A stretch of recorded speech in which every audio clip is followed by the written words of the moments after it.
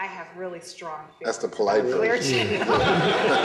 I'll let you go, Doris. No, I mean, you know, and before Clear Channel, man, it was like easy listening, it's Quiet Storm. There was all these formats. And the thing that I resent about those formats is that those formats want to kind of label themselves as being jazz, or label themselves, or try to pick up on the integrity of the jazz community as their own.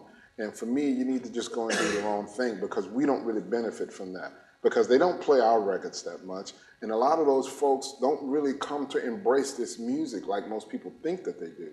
I've heard people say, oh, well, isn't this a way for them to get introduced to it? I'm like, how? If they're not listening to John Coltrane on Clear Channel, how are you going to get introduced to John Coltrane? To me, or if they're not playing jazz. If they've got if they're calling the station a jazz station, but they're playing Bette Midler, or they're playing like, I don't even want to start naming. Well, and the thing is, and let me be very clear about this, you know, I'm not indicting those musics, because I listen to a lot of different type of music. So it's not about the music.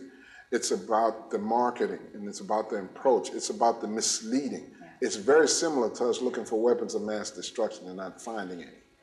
It's the same kind of thing. I'm not a firm believer in like telling, especially when it comes to young, impressionable kids. I really get kind of upset with that, because, you know, some of these kids, man, if you just introduce them to anything, they'll make up their own minds about it. You don't have to lie to them about it, you know? But this seems to be more of a marketing thing than actually a promotion thing, you know? And I have yet to run into, most of my fans that come to my shows, look, man, they know a lot about all different types of music, you know, and they know a lot about jazz. I mean, you know, I don't know any other way to just let you know how I feel about that kind of stuff. My son, they're 16, they all go to Noka, and they love you guys, and good. They can't come see y'all because everything all the advertisement is geared to rap, and nothing wrong with that genre, but they're into like you guys and Coltrane and Monk and like Roy Ayers and them and Herbie Hancock playing, but they're too young to get in, so they don't ever get to see y'all.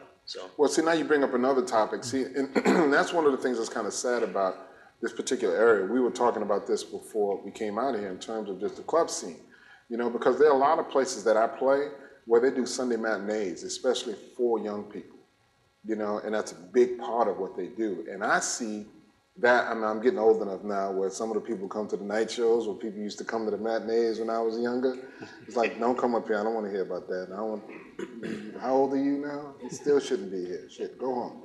But, you know, I think that's very important. That's an extremely important component to the arts community, because, you know, we need to grab the youngsters while they're impressionable, while they can make up their own minds, you know, because I look at the marketing of all of this stuff. I remember, man, when I first got into business in the 80s, I had a problem with the word artist.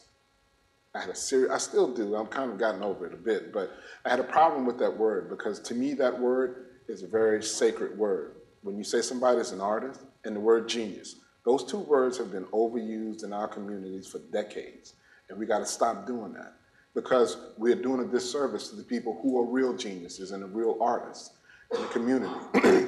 And what happens is, when you label a person an artist or a genius, we tend to believe anything they say. And our kids will listen to anything they say.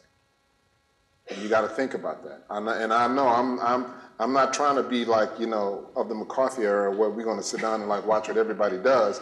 But at the same time, I do think that it's very important to call it what it is, so that all of the young folks can make an honest decision.